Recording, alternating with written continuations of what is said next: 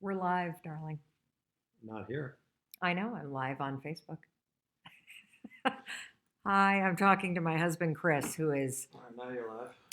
he is operating the Instagram stream. So, hey, how are you? I hope you're having an awesome day. I am Mel Robbins, and this is Mindset Reset. Today is video 24. What is Mindset Reset?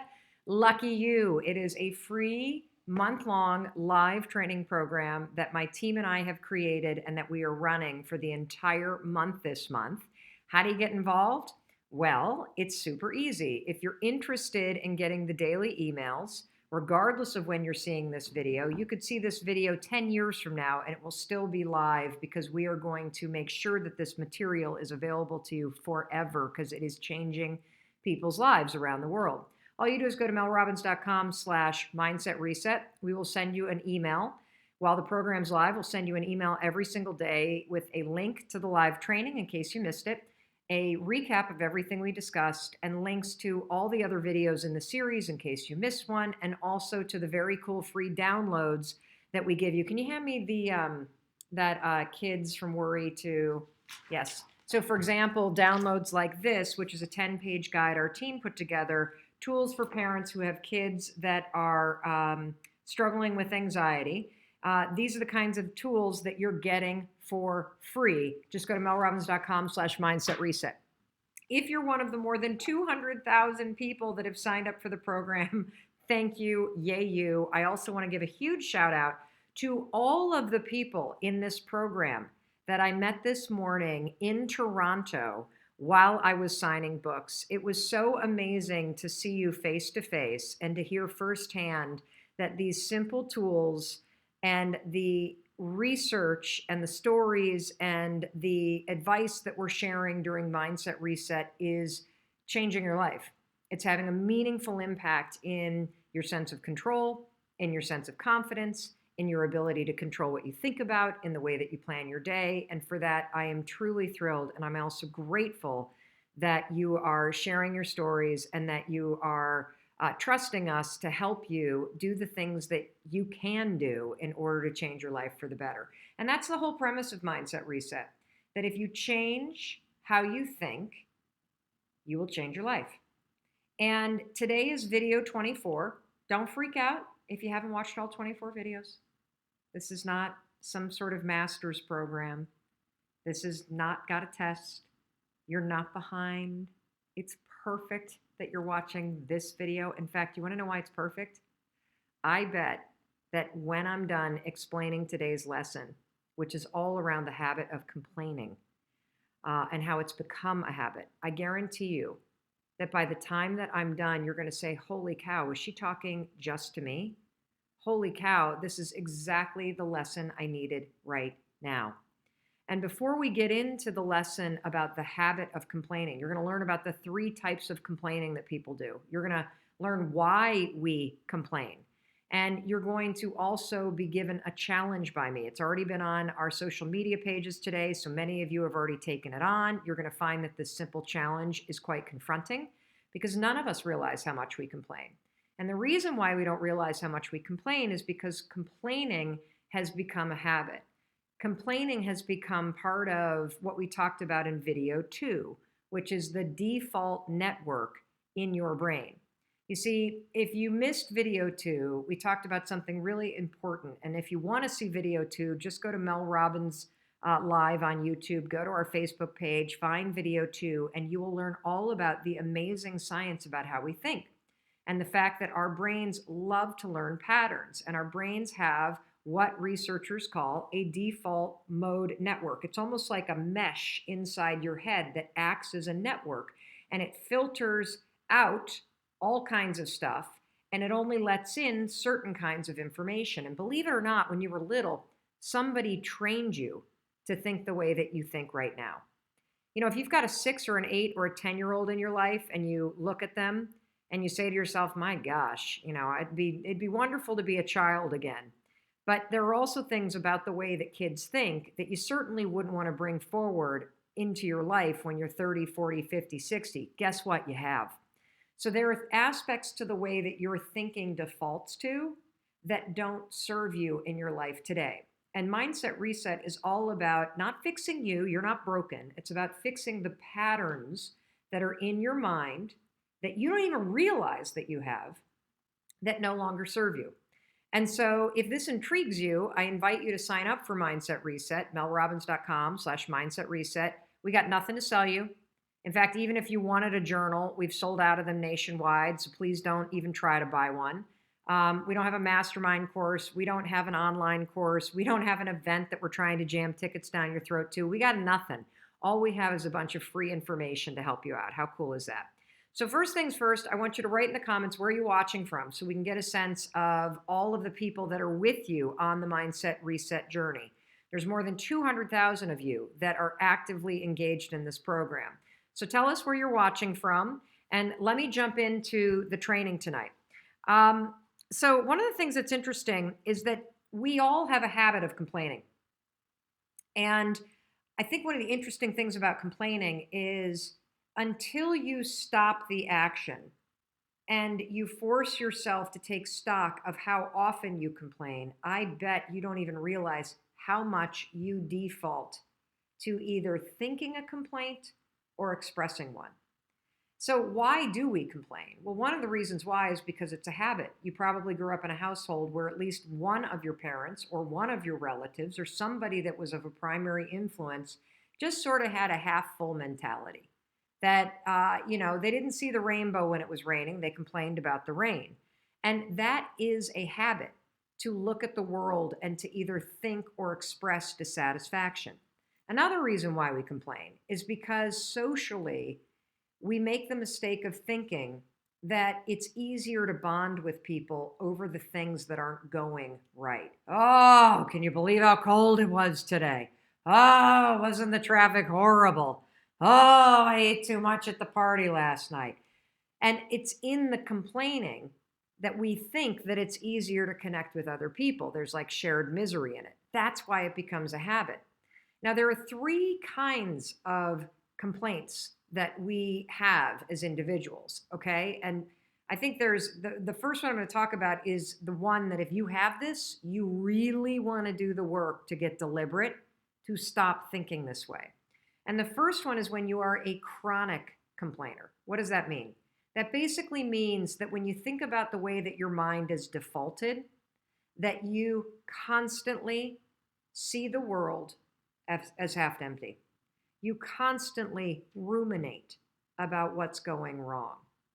You get agitated and you're dissatisfied and you're resigned in the way. Chris is laughing. My husband Chris is watching this broadcast. Are you laughing because you think you're this way, Chris?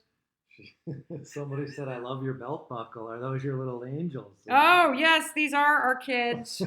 These are our kids. Hold on, I'll take this up because my belt is coming out here. This is a belt buckle that I wear everywhere I go when I travel. This is the only way, by the way, to travel with your children. And Soy is now 19, Oak is 13, and Ken is 18. So I have been wearing this for 10 years. It is literally my favorite, I don't know if you say clothing item with a belt, I don't even know. The guy that we bought it from online isn't there anymore, but I bet if you go to Etsy or you Google photo belt, you could probably find another one. And when I have extra time, guess what? We are definitely going to try to create those because I get stopped nonstop about that and about my intent bracelet with my word deliberate on it. So chronic ruminating. If that's you, give me a thumbs up. If you're the kind of person that's starting to realize, holy cow, as I go through Mindset Reset, I'm noticing how often I drift to the negative. I'm noticing how often I see the empty side of things. I notice how often I'm complaining. And that's a really bad habit to get into. Research shows that when you complain, it not only impacts your mood and your health, but it impacts the people that have to listen to it too. So chronic rumination, that's one form of complaining. The second form of complaining is the kind of stuff that we're all guilty of when you're just upset about something, and so you're venting. You're just venting. You're venting about something because you're agitated and you want to get it out. Venting typically comes with an agenda. So you're venting because you're angry about what the teacher did and said to your son or daughter today. You're venting because you're angry about what your boss said or did. And you've got an agenda. And typically the agenda is I'm right, they're wrong. And it can be useful to vent occasionally if the venting is trying to release something inside of you, but it's not so that you can jam an agenda down that you're right, you're right, you're right, you're right, and you just spin there. And that brings us to the third kind of complaining. And this is the kind that we're all guilty of. And that is that you just are, you're not aware of how much you're doing it. It's not that productive, right? It's not really ruminating, but you just sort of complain about the traffic. You sort of complain about the weather. You sort of had this low grade, unproductive complaining. Now, notice I said the word unproductive. You may recall, if you've been watching the videos, that when I talked about worrying, I also said in video 13 that there's two kinds of worrying. There's the productive kind, and there's the destructive or unproductive kind. So what is a productive form of complaining? Because complaining is the same thing. Complaining is like the opposite coin of worrying. Worrying is about when you are thinking distress about the future and something that you can't control. Complaining is when you are expressing distress about something that you can't control. And there's always two forms when you're doing it in the moment. One form is productive. You're worrying about something, and the worrying itself motivates you to take action to solve the problem you're worrying about. That's productive. Destructive worrying is just ruminating and spinning thoughts about something that's coming up and never doing anything about it. That'll ruin your health. It destroys your mindset. That's what you want to go to war against. Same thing is true with complaining. If you are complaining and you're doing it and it is for the purpose of trying to solve a problem, that's not the kind of complaining that I'm talking about. So for example, if my daughter walks downstairs in the morning, which she often does, and she says, "Oh, I'm so exhausted." And I say, well, if you'd go to bed a little bit earlier, maybe you wouldn't be so tired. So I'm complaining about, I'm backhandedly complaining about the fact that she stayed up too late, but I'm doing it for a productive reason, to try to get her to understand the connection between when she goes to bed and how exhausted she is in the morning. And so, if you complain about your body and it's not making you feel sad, but it makes you mad and it makes you start to eat healthy, that's a productive kind of complaining. If you just sit there and beat yourself up as you catch sight of yourself naked in the mirror, that's not a productive or healthy form of complaining, because you're doing nothing but making yourself wrong. So I'm going to answer a couple questions about this, because here's your challenge. Right now, outside of Boston, it is 8:41 p.m. Yep, I have had a long day. I have been in Toronto. I've had a bunch of airplane delays. We had a standstill on the Mass Pike. I got home. I got to have dinner with Chris and Oakley. Kendall's just pulling in the driveway right now. It's 8:41 at night. And I could have told you the narrative in a very complaining way, couldn't I have? I'm exhausted. It's late. The traffic. Oh, the delays at the airport. The bouncy of the flight. But that's not at all how I'm describing my day, because I'm being deliberate, and I've also started my assignment, which I want you to start right now. So I'm looking at my intent bracelet, which says deliberate. I want you to look at your watch or the clock. What time is it? Now it's 8:42. So for the next 24 hours, I want you to try to go without complaining. There you go. That's your assignment. Try to go 24 hours without complaining. Either complaining to yourself in your mind, or complaining and expressing dissatisfaction out loud. And just notice. Just notice how often you drift to what's wrong. Notice how often you have the urge to complain or to express dissatisfaction or to gripe to somebody. Notice how often you want to vent. and how you're pulled to do that. I want to take a couple questions about this because the assignment is simple, but I bet you're going to be like, this is not that simple. Deborah says, what about complaining about things that genuinely take time to resolve? Like, I'm getting over being sick. Let me ask you a question. Does complaining about being sick actually help you get better? It's a fair question. You're allowed to complain if it's productive. If it makes you feel better to go,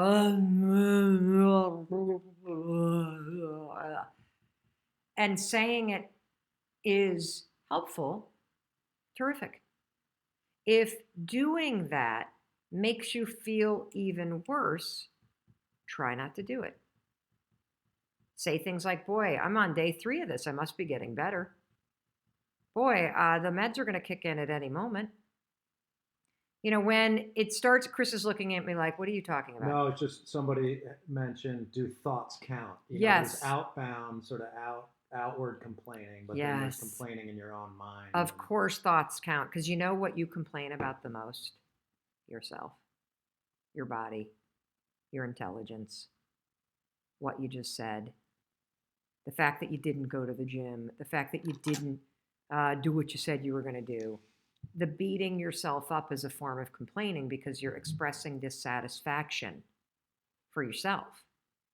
And the problem with all this is that when you do it habitually, or when you complain as just a default mode and you don't realize how much you're doing it, you're allowing your mind to filter the world a certain way, and you're allowing yourself to live an existence where your own thoughts are poisonous.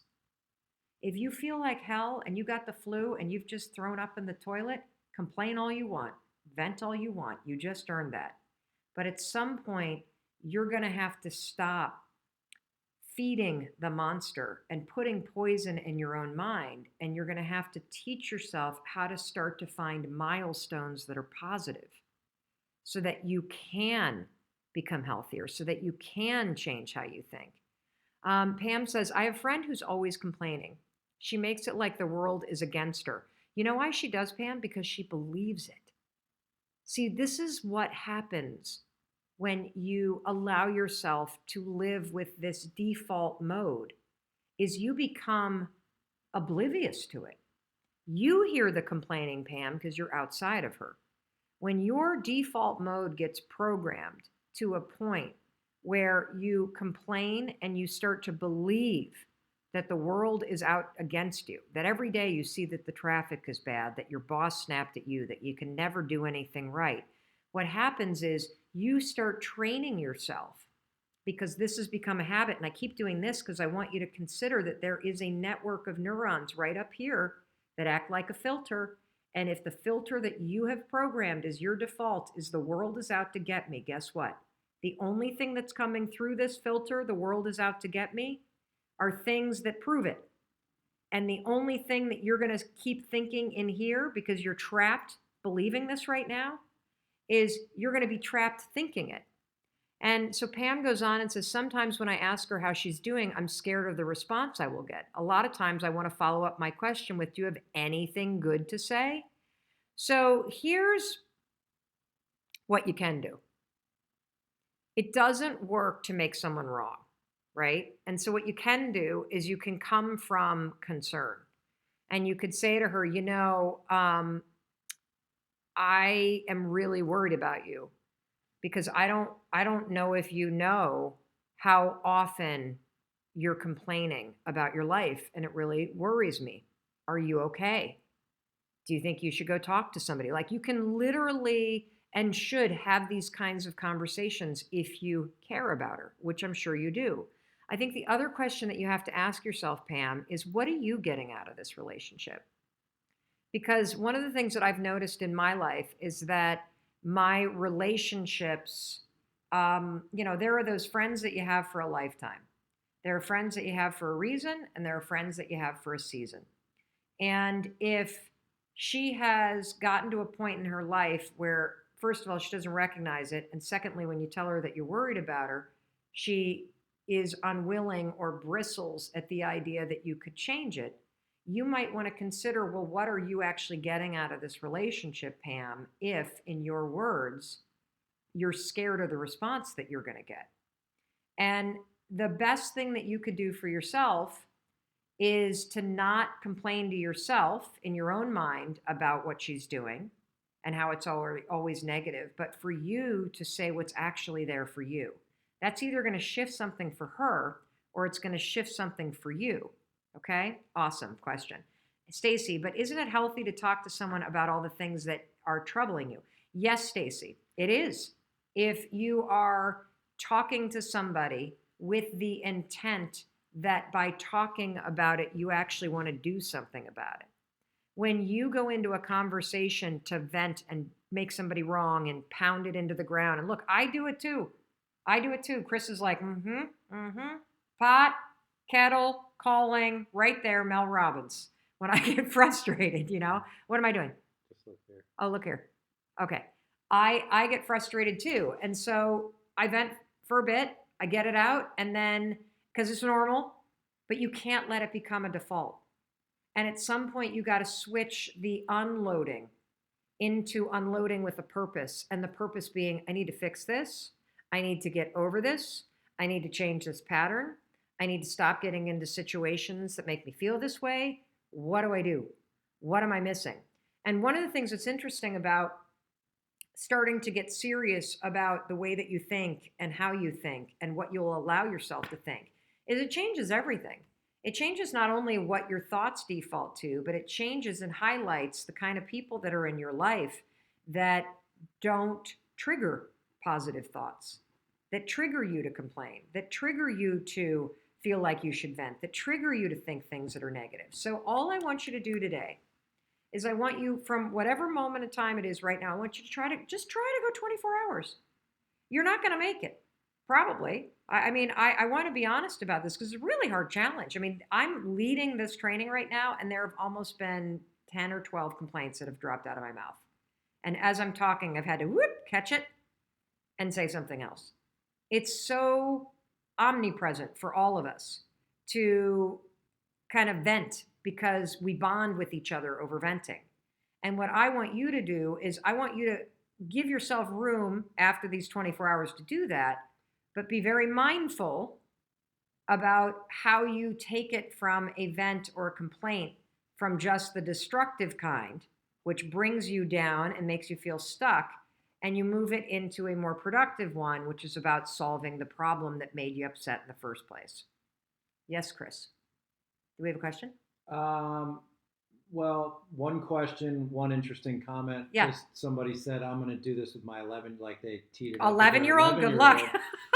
Oh, is that a complaint? Oops. Well, because they are always complaining about school, but I think it's actually fun to create sort of a game with other people to I do too. See how many times this stuff comes up. I do too. And look, I shouldn't have reacted like that. I'm only reacting like that because we're in that stage with our 13-year-old where he's gone from like game on for everything that Chris and I do to go away, mom and dad.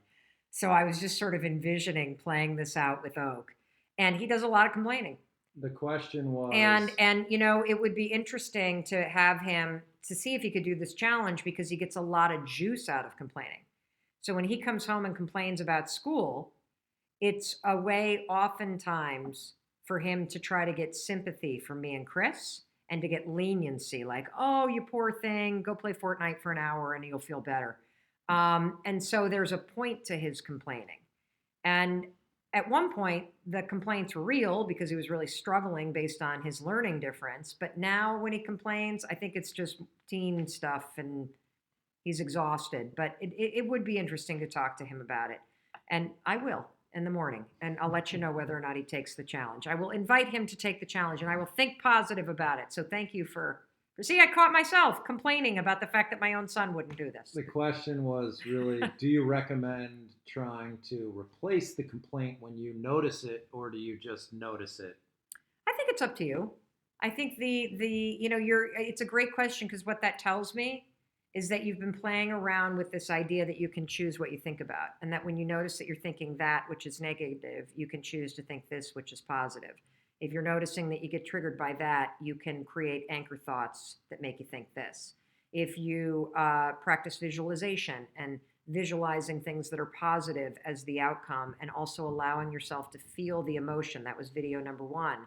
That's the scientific backed way to have visualization as a practice alter the default network in your brain in terms of the brain structure. You visualize plus allow yourself to feel the emotion. So I think it's up to you. All that I'm asking you to do in the next 24 hours is just notice when your thoughts drift to expressing dissatisfaction with yourself, with the situation. If you want to start switching thoughts, you know how to do that. Go for it. If you want to just be in the state for the next 24 hours of just noticing, are you a ruminator? Do you complain more than you think? Like, what can you discover about yourself? Because that in and of itself is transformative. Because again, because it's a habit, because somebody else trained you to do it, because there's so much social bonding around complaining about things, it's become a habit for all of us. If you're complaining and expressing or thinking dissatisfaction and it's motivating and it leads to productive action, fantastic. That's the right kind of complaining because it has an outcome attached to it. If you're ruminating and bringing yourself down and bringing others down, that's the kind of habit that we want you to get present to and we want you to change. All right, I think that's it. You got 24 hours, no complaining, have fun with it. Notice, don't make yourself wrong and don't complain if you notice you're complaining a lot. Tomorrow, we're going to continue with these little thinking tricks. I love these things. We did assuming good intent yesterday on video 23. Today is the power of not complaining. Tomorrow, we're going to talk about my favorite hashtag, which is do it anyway.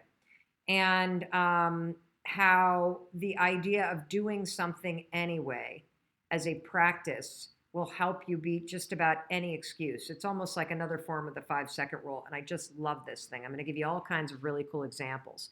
Please continue to ask us questions in the comments. Tag us on your social media posts. We love seeing the progress that you're making. We love, love, love hearing your success stories. We love knowing where you're tripping up so that we can address them in the Q&A.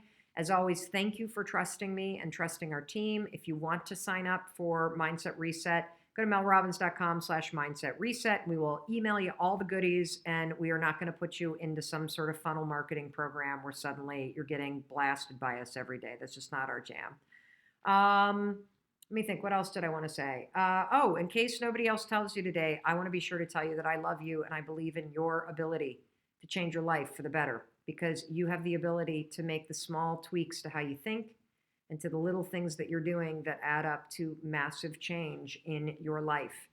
And so thank you for being here. It's why I'm here every weekday. It's why I'll be here again tomorrow. And that's it. Have a good night. Now we end it, Chris. You were awesome. My husband on tech and business partner and best friend. There he goes, Chris Robbins. Am I sure I want to end the live?